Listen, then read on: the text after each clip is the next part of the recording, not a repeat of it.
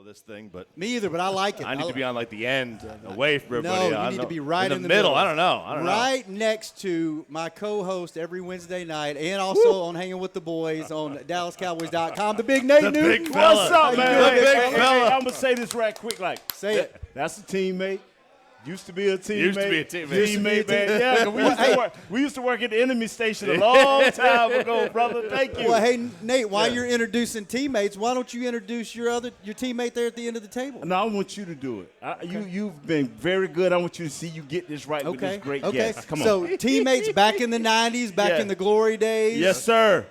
Defensive lineman, the great Russell Maryland. Welcome to the sir. show, Russ. Yes, sir. Yes. First overround pick in what year? 1991. 1991. He beat out our last guest last week. Yeah. That's Rocket. We picked him over Rocket. That's right. I want to know that story. I want to get into that because I feel like if you would have been here last week with Rocket, there might be a little beef left over from that. But Maybe. Maybe. All right, we'll get to that in a little bit. So what have you been up to, Russell? Oh, man. Really just kind of enjoying retirement and not trying to do a lot of vocationally just yet. You know, I do some speaking, some motivational speaking and some charity work. But for the most part, I have really taken the time to be with my kids, to grow them up. You know, I have my daughter, she's out of the house, off through college, and now she's working, making it on her own. I have a senior at the University of Miami, Iris, and then I have my son, he's my final one. He's my football guy, and he is a senior, wide receiver, tight end. And so that's basically what I've been doing these last couple of years, trying to grow them up and make sure that they are productive citizens. So you're almost an empty nester. Almost. Yeah. And Nate said your son is a heck of a football player, right? Oh, wow. Yes. He makes me so proud. He's a better athlete than I ever thought about being.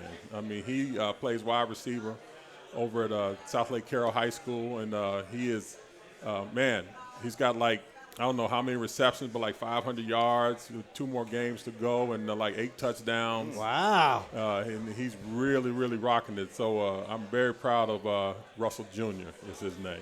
Or R.J. Maryland. Yeah. R.J. Maryland. Yeah. Wow, man.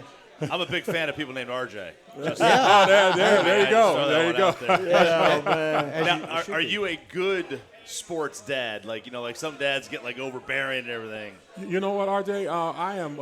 I just kind of sit back and chill, and for the most part, I let the coaches do the coaching. I don't want to be the star of the show, or I don't want to be the guy that guy who used to play and that's trying to tell Trying to tell everybody what to do. trying to tell everybody what to do, you know. And I couldn't do it anyway for him because he's a wide receiver. I know absolutely nothing about running routes or catching balls. So, you know, if it ain't about putting my hands in the dirt and trying to plug up holes, then I'm going to sit back. But even if my son were a defensive lineman, I think I'd probably sit back and let the coaches coach and, you know, just, you know, what I do with my son, this is what I do. When we get home and he said, Dad, let's watch the practice. And I watch practice, and I really just kind of talk to him overall about the mentality of the game and, you know, how to go 100% or how to, you know, the things that I learned that kept me going that are just that every football player at every position needs to know. You know, and I don't know if you got time, but you ought to tell the story of how you got to the University of Miami. He all guts and glory, man. I'm telling you. Let's hear it. Yeah, we got plenty of time. Oh, we got plenty of time. Yeah. Okay. Yeah. Tell him how you got. Nate's got to send out a tweet, and it's going to take him at least the first segment or two of the show. So we got plenty of time. I got it. Thank you, Shannon. I got it. Well, to start that story, I grew up south side of Chicago, you know, 1970s, 1980s, and it wasn't nothing special about me. I was the middle child of 3 boys.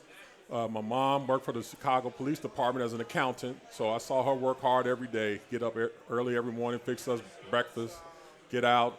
And my father, he worked for a better part of 30 years for the Chrysler Corporation. He was one of the first African-American zone managers in the Chicagoland area. So he got up early. He traveled a lot, different dealerships, taking orders and all of that. So I saw him working hard every day. And so they kind of instilled in me that anything that I was to do, that I needed to work hard at it.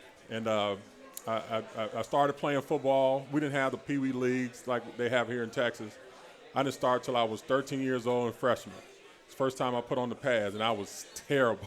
I sucked bad. Were you a big kid though? I was pretty big. Yeah, I was pretty big. Okay. As a 13-year-old freshman, and I would get nervous before every game. Just wasn't confident at all.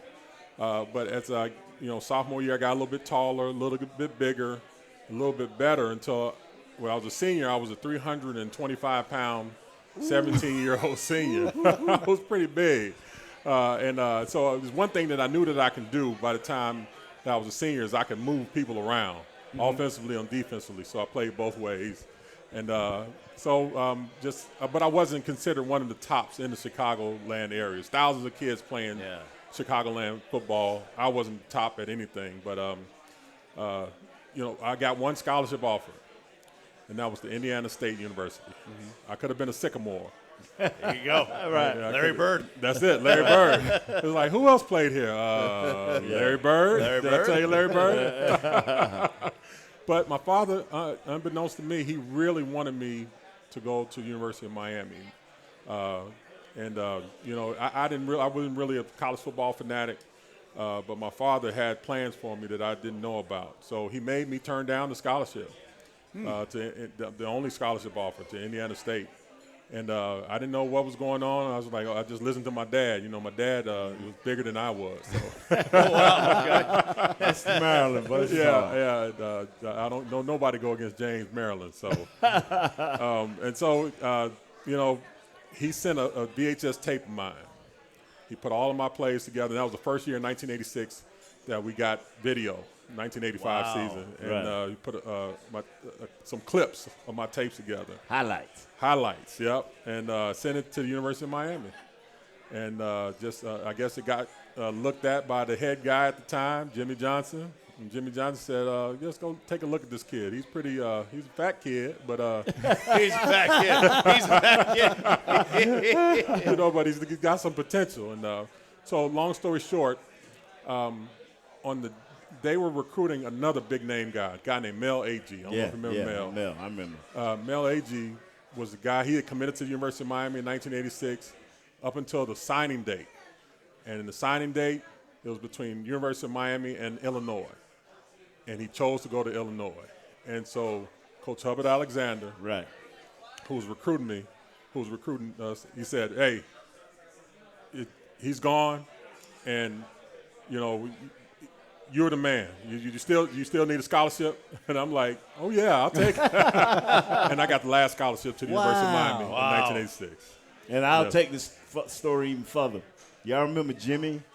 We called him, what we call Jimmy? Who, Jimmy Johnson? Jimmy Johnson. No, I'm talking Coach. about the defensive tackle, Jimmy. Jimmy Jones, Swampy. Jimmy Jones, Swampy. We called him Swampy. Swampy. And Swampy was Do we want to know why you called him Swampy? Swampy was from Okeechobee, Florida. Okay. All right. I thought it was for sweat in certain areas. There you go. Yeah. He was one of the most, when he wanted to be, he was one of the most talented guys in the world. Mm-hmm.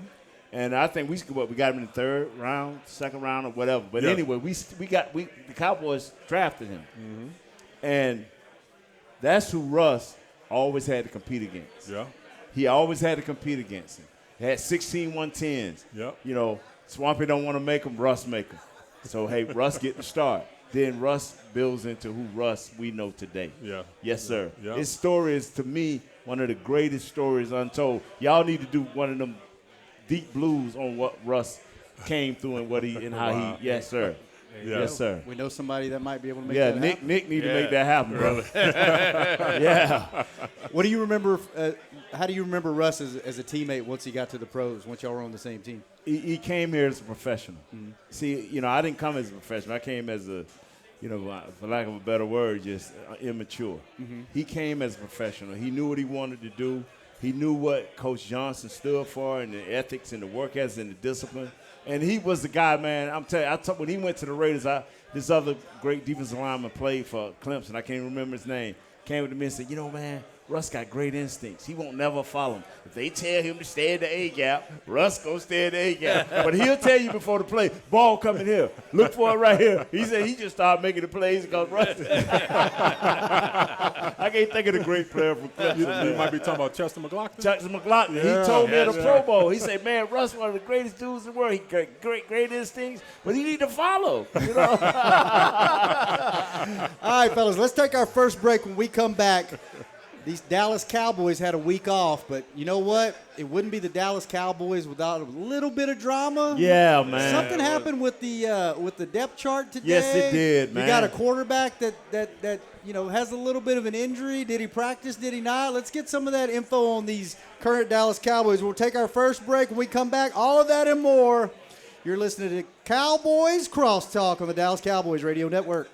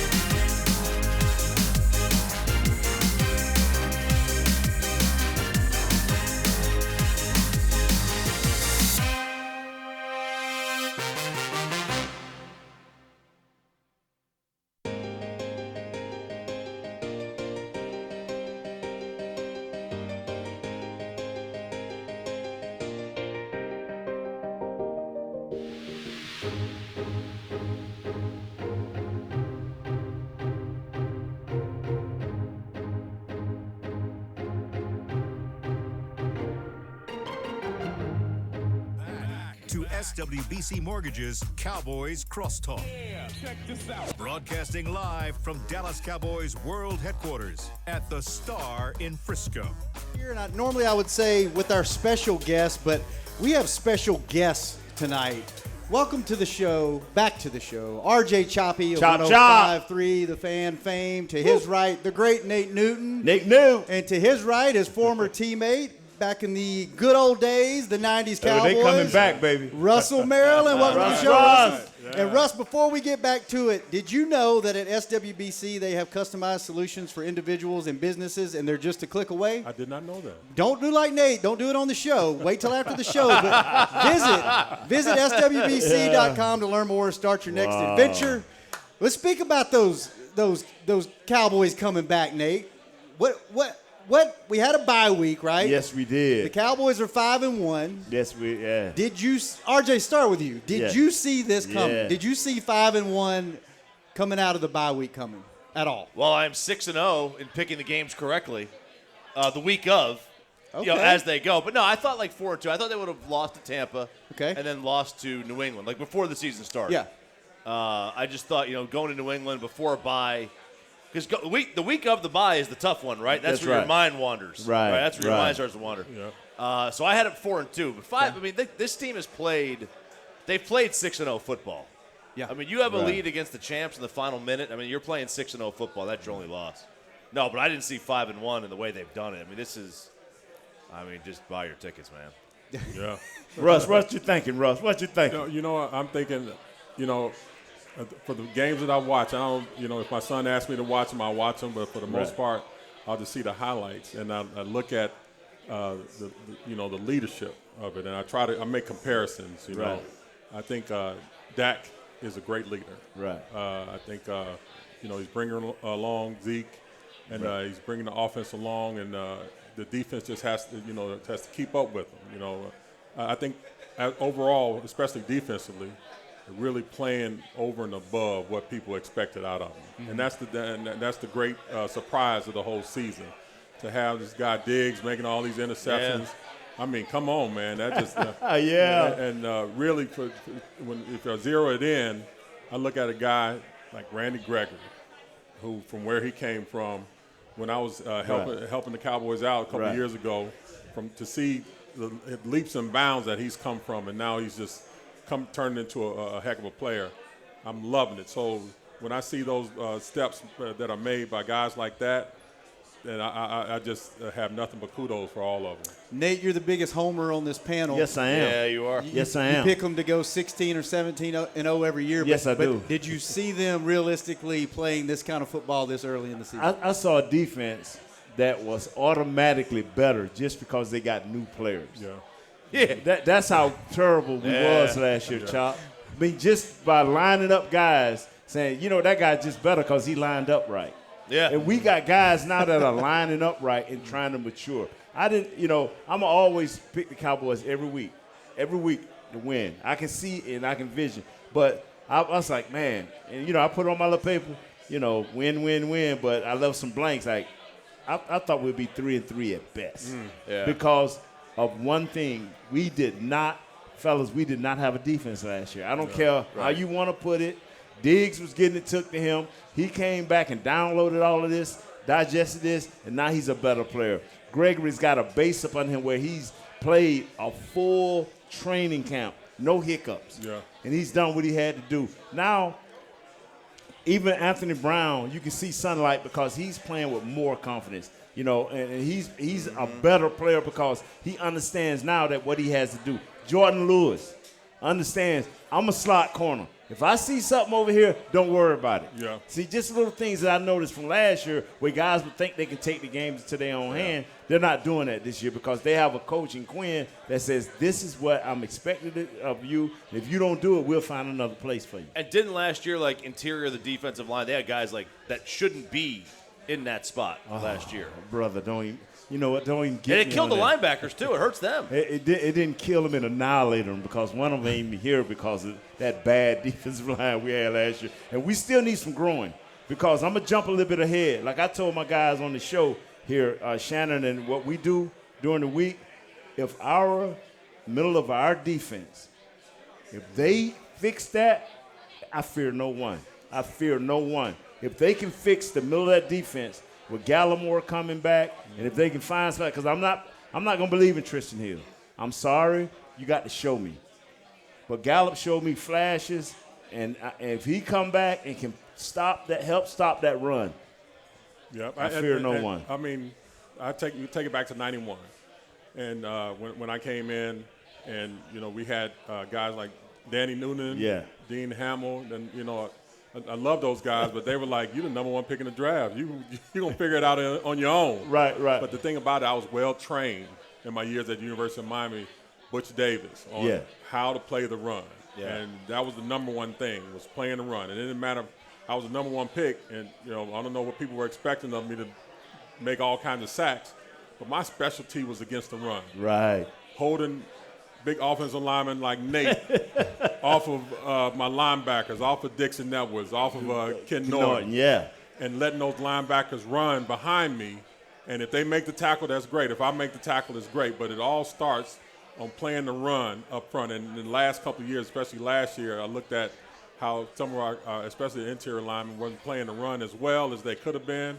And we were getting gashed. And if you can't stop the run, you can't get off the field. You can't. RJ, Nate said just by getting new players, he knew they were going to get better. One, did you see this? I think everybody that knows the Cowboys well thought if they could get middle-of-the-pack defense, 17 or better, that this was a contender. But did you see them getting this better this fast, and what do you attribute it to? I mean, he's kind of right. I mean, just by getting new players, like just by getting on the field, they were never going to be as bad as they were last year. Like, there was really no way that teams don't have – I mean, look at the teams at the top of the defense last year, Rams, Bucks. They've dropped down. Washington, they've dropped back a little bit. It's hard. It's almost impossible to maintain your same defense year to year. They were going to be better because they weren't going to get – I mean, how many fumbles and turnovers they have last year that put them in bad spots where you're already on your side of the field. So you're giving up points that are short fields, and you knew that wasn't going to happen again. Zeke's not going to fumble 5 times in 6 games again, and Dak wasn't going to, get hurt again, knock on wood, and, right, everybody. Yeah. So, I mean, they were going to – he is hurt, but anyway. Yeah, but you know what I mean. I mean hurt. Okay. I mean hurt. Okay. Yeah, okay. Man, you're gonna regret this now. Okay, dang man.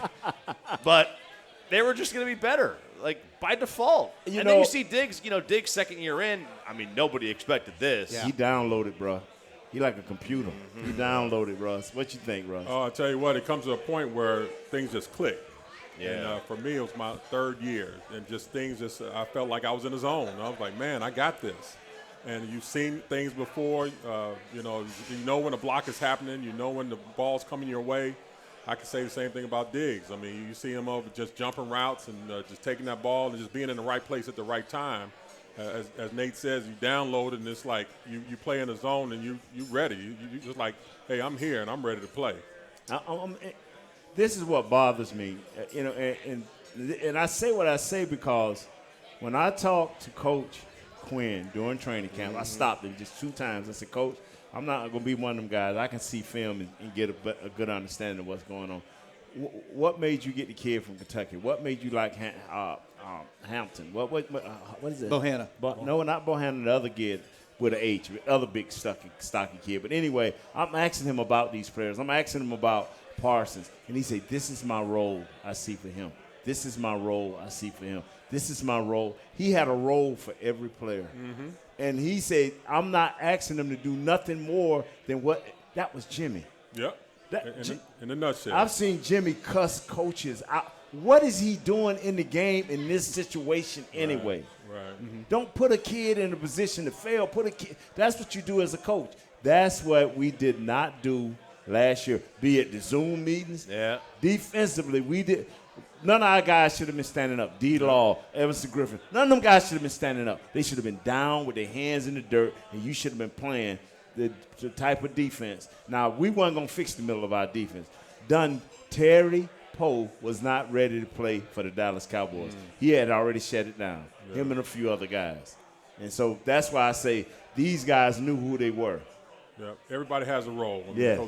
Coach Johnson is basically his 3 edicts were get good players, get rid of the bad players, and those good players that you have, put them in a position to be successful. That's it. It's simple. It's simple. Nate, in the beginning, were you one of the good players that he was trying to get, or one of the bad players he was trying to get rid of? You know what? the thing about it is, I know my story. I wasn't given great grades to Coach Johnson by my former staff. Mm-hmm. But Coach Johnson had an eye for film. Mm-hmm. And he's like, I don't have a problem with this dude. Yeah, the weight gonna be a challenge, but look at his feet. Mm-hmm. He can move people off the ball. He knew talent. Mm-hmm. See, a lot of times you let the girth get in the way of what you're trying to look at. You can't see the athlete for the fat. He saw the athlete, baby. He saw the athlete. Hey. Come on, we got two more right up in here. Come on, man. I can attest, because Yeah. if he saw the fat or me coming out of Chicago, man, I'd have still been in Chicago right now Yeah. to this day. Yeah. But he saw the feet. He saw a little bit of speed there. Yeah. He said, you know what? This guy, he's not And necessarily determination, bro. Yeah. He said, he's not necessarily a prospect or the best prospect, but he could be a project that we can work with.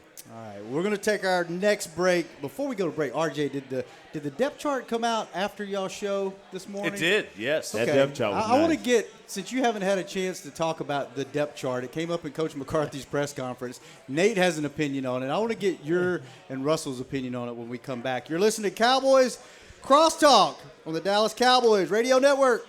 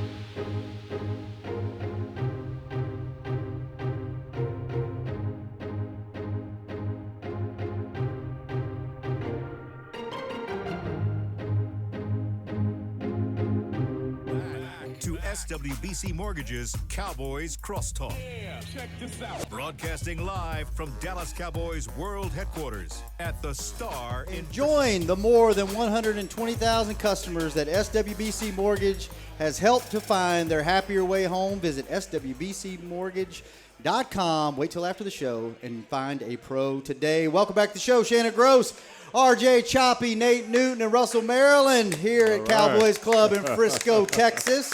Yes. And RJ does a little morning drive show that was a little bit too early this morning to see the depth chart update that Coach McCarthy, I guess he had to address in his morning press conference. Let's just put it that way. And when one Lyle Collins wound up being he's back in the rotation this week, and he's not listed as a starter. He's listed as a backup. I guess what would you say? tackle guard. Yeah, right tackle, slash- he's a backup, and the left guard, he's a backup. And I'm going to tell you the unique thing about that is normally you have a swing tackle. Right. But he ain't swing tackle. He's swing everything. He's just swinging. Yeah. And so for you to be specific at two positions, which position he played back in 16, the left guard, and what I was impressed about was Coach McCarthy must have got in front of the mirror and practiced the attack that came at him and the different angles that the local media brought at him, and he just answered. He was dealing. Oh, wasn't he was dealing, man. That's what I liked about it. It wasn't. He didn't take time to get a normal. Well, let me think about this so I can get it right. It's like he's like, hey, Rich prepped him. Rich got him right. Yeah, Rich did. From Lyle all the way to Dak. I mean, and he was changing stories in the middle of each time, but he was being consistent. So I like that. So RJ, does that mean to you that they're just trying to get him back in quote unquote football shape, or does that mean that they're possibly okay? This is your new role. Well, you know what Tuesday is. What's Tuesday? Isn't that the deadline? That is the deadline. Wow, that's ugly. That's ugly, RJ. Well, I know, right? That's the trade deadline. It got That's really the trade quiet. deadline. It got really For you quiet. that don't know, that's the trade deadline. Choppy boy, you GM Choppy, talk to him. Man, there's like 31 teams I could be the GM for. Not this one, but 31 other, right? No. I don't know what to make of it, because usually, like, I don't know, when you come back, do you think most time you just get your job back? I know it didn't happen with somebody here. If you're number 4 kept it. Yeah, you're right. If you are the better player, or what happens is you win with this one guy. Yeah. And so we knew with Dak, it was over 12, 13 games that they won. Yeah, it was a lot. And it was big winners. It was like an 11-game win streak. Yeah. But you don't stop that. Yeah, but now, to me, and I'm thinking even to the guy that works with y'all, brother, I think Lyle is the better right tackle. But Coach McCarthy ain't seen but one game out of him. Yeah. And this is what really hurt me this morning is one of our podcast members, Amber Garcia, is I think her name. She said, I don't care what they do, as long as Dak's standing up at the end of the game and healthy. Right. So that made me think. Russ, what you think, man? Normally, if you better than the other guy, you get your job back. Yeah, you would think, but I honestly believe that Coach McCarthy is maybe sending a message to him, just basically say, hey, just get your mind right, get yourself together, and just think about some things. I think it might be a motivational type of thing for Lyle, and for some players, just being sat down like that really, gets them motivated. So I think it could be like a motivating gesture on Coach McCarthy's part for him. Maybe conditioning-wise, he ain't ready yet. Although, I mean, it's not like he's come back from an injury. It's a suspension. he's been working with Britt. He's been working, so it's probably not a conditioning thing. And I don't want to say it's a punishment thing because he's already been punished. But maybe it is a message that they're trying to send. And then also the continuity of it all. I mean, you're doing good with Steele in there. So it's kind of like, oh, man, you don't want to you just leave what you got alone. So that could be what it is too. See, the thing is, I would like to talk to Lyle. Yeah, I really would, but Lyle he's an ultimate professional. He's not going to divulge anything. So, but the guy that gets a chance to talk to Lyle or his agent, because agents don't care, they will talk. I would like to know, because to me, Lyle is the better right tackle, but he's also better than the left guard. So, I'm saying in my mind, what is Coach doing? But then I remember what the young lady said this morning. At the end of the game, I need number 4 standing up and as healthy as he can be. What is going on? What's the conversation like today when this came out in the offensive line room? Knowing that Lyle's a guy, he's a veteran, he's a guy that's been on this team, that's worked, that's a great player. What's that talk like? Like when he comes in and they see that, is it kind of you don't really talk about it, or are you cracking jokes like, oh man, you lost your job? Like what are they doing? The closest thing that ever happened to that was Coach Johnson. See, that's one thing I admired about Coach Johnson. I don't know Coach McCarthy, his tactic. But I remember when they wanted Eric at right tackle. Coach Johnson came right in our meeting and said, I don't care what y'all do. I'm serious. I want Eric Williams as my starting right tackle. I was the starting right tackle at the time.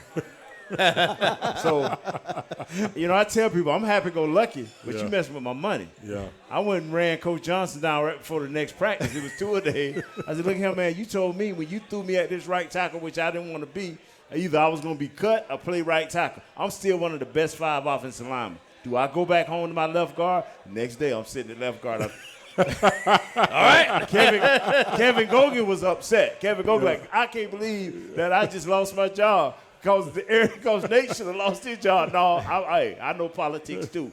I tell you what, a similar situation happened with me when the 5th year that I was there in 1995 season, Deion came. Right. So Deion came in, and that kind of just shuffled some things over the money. Well, it's a cap year, right? First cap year. Yeah. So I got a tip between one practice from a media guy. Said, "Hey Russ, man, I heard you about to get traded." I said, "Oh, really?" I was like, "Well, I'll be damned." And so I couldn't do nothing about it. And then I went through practice, and people were looking at me funny, and I was like, man. So as soon as after practice, I called my agent. I was like, hey, what's going on? And I talked to the secretary. The secretary was like, oh, the agent's not in the office at this moment. I'll just leave a message. Unbeknownst to me, my agent was flying here. Troy and I had the same agent. Right. And so I heard from him after I saw Troy coming out of the office with my agent at the time, and they had redone Troy's contract. So that saved me. Right. It saved me. So he called me up. He's like, oh, hey, things happen like that. Don't worry. Go get some rest, and Go get some rest. Go get some rest. If you can sleep. If you can fall asleep, go get some rest. I was nervous as heck, man. Yeah. and I'm telling you, Kevin Gogan, one thing I loved about Kevin, whereas they knew I would have took it and not said a lot, and I'd still been that same having fun type guy. Yeah. And looking at people kind of crazy. But Kevin Gogan was not happy the rest of the year. Kevin was vocal when it was not disrupting the team. He did not disrupt the team. But whenever he had a chance to take a shot at the coaches, he took a shot. You know how Kevin goes. In this intelligent, smart way, he let everybody know. And with the first chance he got, he went to the Raiders. And but we were a very, very good team, and we had starters at backup. I would have been a starter at backup. Kevin Gogan, John Geese, we had starters at backup. Yeah. We had the luxury. D-line also. We rotating 3 or 4 defensive tackles in between me, Tony Casillas, Chad Hennings, Leon Lett. I mean, it'd be times I come in there in fourth quarter, man, I'd be fresh and ready to go and beat guys down, because we had that rotation. We had a lot of good depth. And see, the thing that's amazing is that Cowboys have that in their offensive line. Now, I don't like comparing eras, but our guys were way better for us. I'm talking about our center is a question mark. He's growing and getting better. I'm talking about the Days center. Mm-hmm. Yeah. We didn't have no question mark. It was Big Baby, Stepnoski, and the other kid another guy we got from the Colts, and Big Bruiser guy. Mm-hmm. And so they were all starters. And so the league is more thinner now. Ray Donaldson. Yeah, Ray Donaldson. So we had. Well, it's a cap league now. I mean, you can't keep that. Keep that great player. So now you got Lyle, and I know he may shake Coach hand and say, I'll do whatever it takes, but his agent getting the earful. Yeah. There's really 2 ways you can build a team now. A lot of stars and no bench, or no stars and a big bench. That's right. I mean, it's just that you got to pick your poison. Yes, sir. And that's one thing that I think this team has that they haven't had in a while is offense and defense. You have a little bit of depth as to where before it was like you were going to get guys off the couch to, hey, we need you to play this week and plugging them right in. So that's not the talent, not the near the depth you guys had in the 90s, but I think this is a luxury that they have this year that they haven't had in a long time on both sides of the ball. That bad year last year allowed Coach Philbin, Coach Kellen, Did I say that right?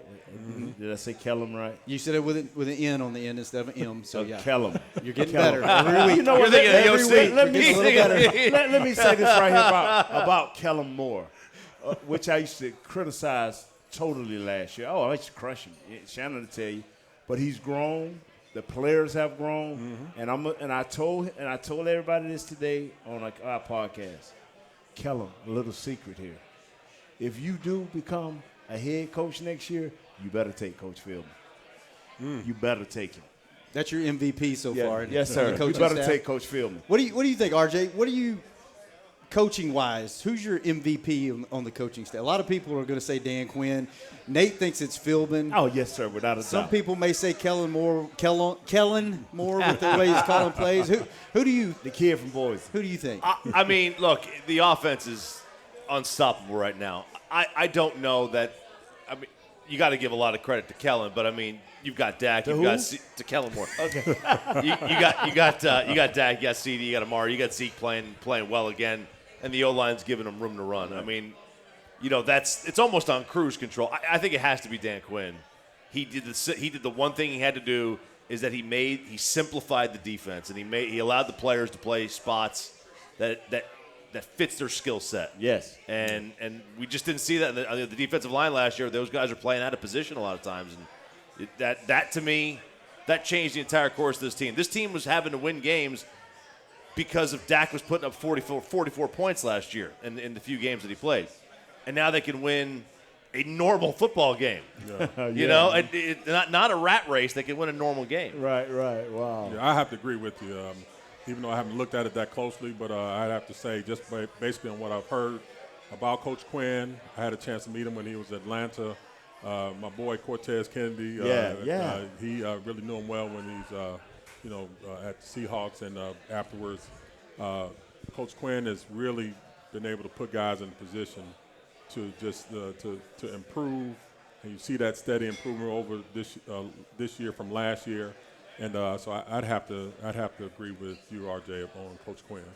All right, man, time flies when you have when you're in great company. I know, man. The show is almost over, but we have one more segment, and we'll save the best for last. Let's when we come back, let's talk. Are we worried about Dak?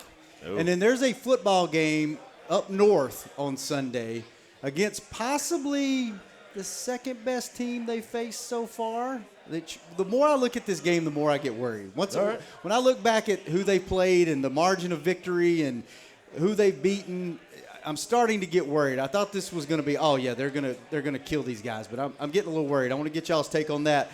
All that and maybe more. On his way to Mexico, y'all. When we come back here, listen to Cowboys Crosstalk on the Dallas Cowboys Radio Network.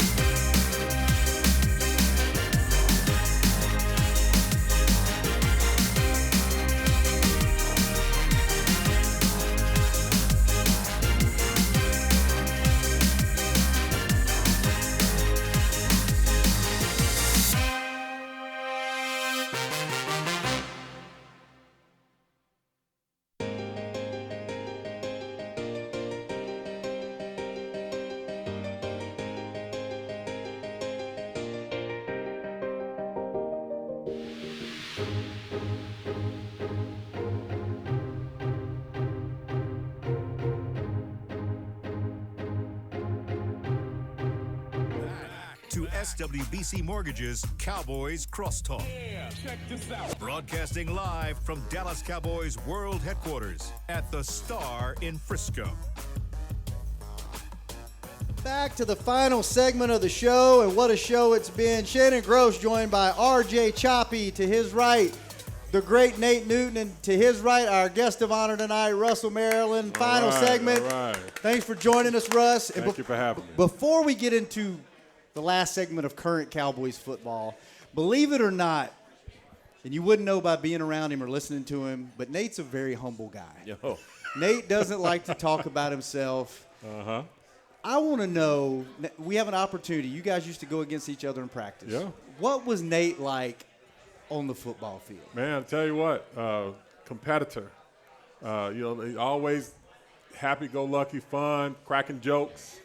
But when it came down to practicing, Nate was a competitor. I remember going up against him plenty of times, one-on-one pass rush drills. Yeah. Oh, man, I tried my best to, do some moves and get Nate to go, get back to the quarterback, have Nate clap them hands. Got me. Yeah. And, Wow. But so that You remember that? Yeah.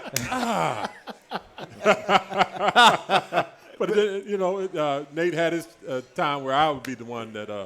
I'm going to tell you, our rotation was so great, and he named it Casillas, Hennon, him, Leon. These were all four different type built guys. Yeah. And you wasn't going to never get the same. So you couldn't lock in on a guy in practice. Like now you can kind of lock in on a guy in practice because the talent, but you could never lock in. You got 4 different rushes every time. I'm like, wow. Yeah. And even in practice, they wanted us to go through a couple of times. You know, how they replace guys. But we had to stand there all the way through 2 rounds of it. They wanted you to go through 2 rounds. 2 times, I go against Russ 2 times. Russ leave out, then here go Leon. Oh, so man. I got to wait all the way till they get back, and now I'm looking at Leon. Okay, what do I remember in film that Leon going to do? Well, I know his arms is going to be 8 inches longer than mine. So, it was competitive, man. But I'm telling you, that was then, this is now. And it was the same way this year for our defense. Mm-hmm. They were much better pass rushers. They gave our offensive line in training camp much better pass rushers. It was something to go back and look at this year, and that was a good thing. The main thing about that is iron sharpens iron. Yeah. I mean, and, back in 91 or whether it's happening today, you go out there and you make each other better. Stepnowski, we didn't talk a whole bunch, during off the field, but when it came to practice, he gave me his best. Yeah. And I gave him my best, and I knew that anybody that I went up against wouldn't be better than the guys that I was going up against, whether it be Larry Allen, Stepnowski, Ray Donaldson, Big Nate, John Giesick, Gogan. I mean, I knew it wasn't those guys. I had the best throughout the week. Sundays would be easy. I'm gonna tell you something. Ain't that amazing? I'm gonna tell you what was amazing is I didn't care who you was. You would rather practice against me any day than go against Larry Allen or Eric Weed. And see the thing about we brother-in-law, everybody brother. We brother-in-law because on certain days you're like, man, I ain't feeling it today. Yo, man, don't kill me today. Don't do this to me today. Take it easy. And I'm telling you, even Tony Tolbert, which I hope he'll be on the show in December, who used to go hard all the time. Him and Big E done worked out a scheme.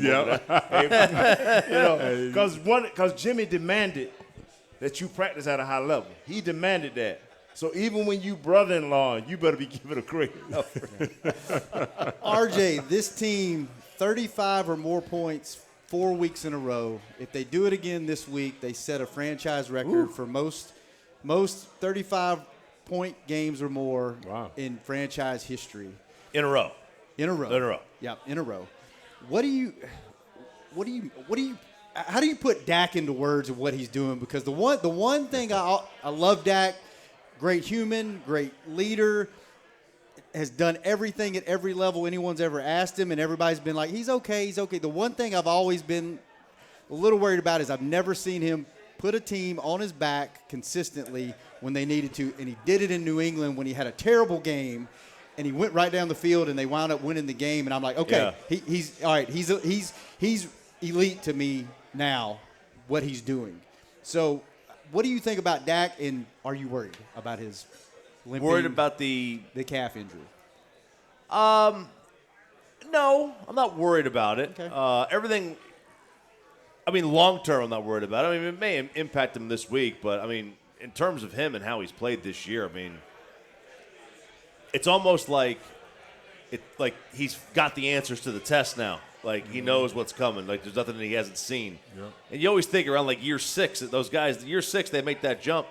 And, you know, for me, what I've noticed is, and you'll see a lot of guys, like, they can't do this, and then they finally figure out that they have to just be patient, and they can't get that big play all at once. And if it has to be a 3-yard run, then it's got to be a 3-yard run. Mm-hmm. And if it's got to be a short pass, it's got to be a short pass. And he's always done a good job of doing that, I think.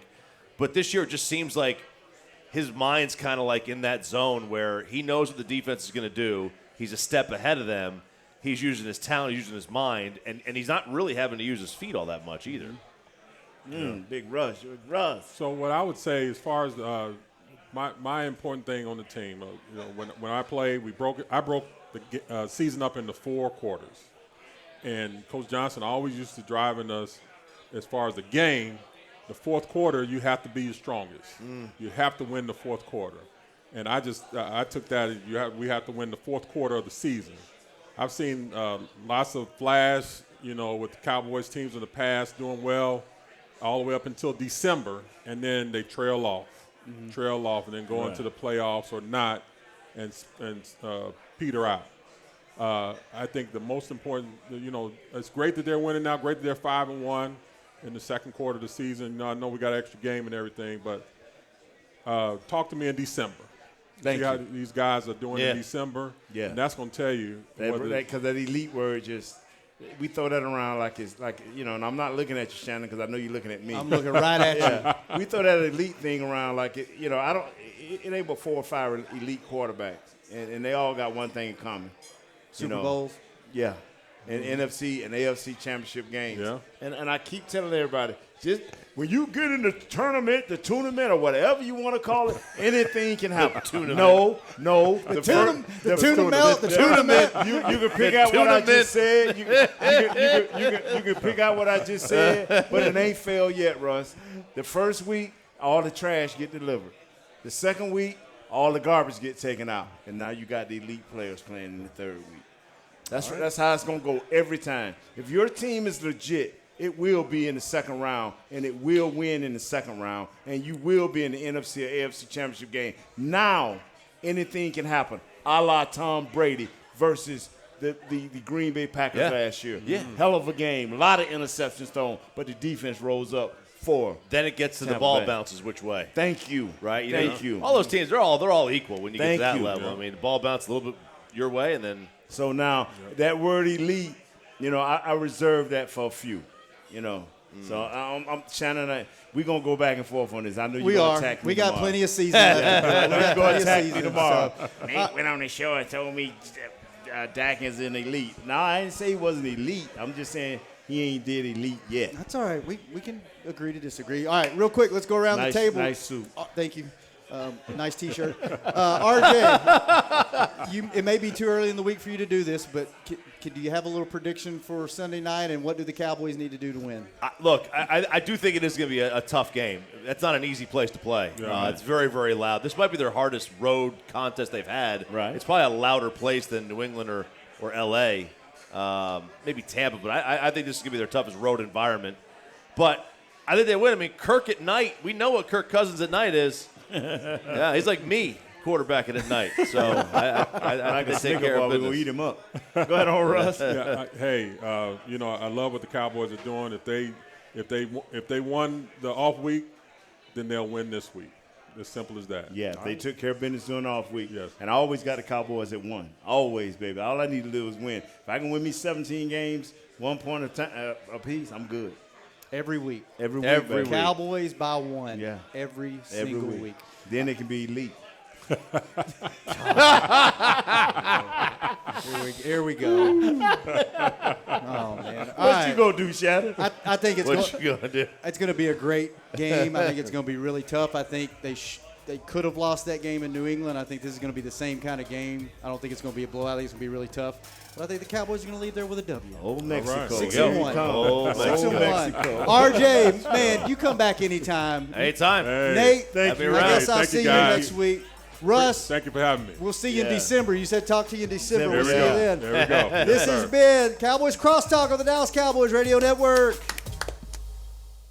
This has been a production of DallasCowboys.com and the Dallas Cowboys Football Club.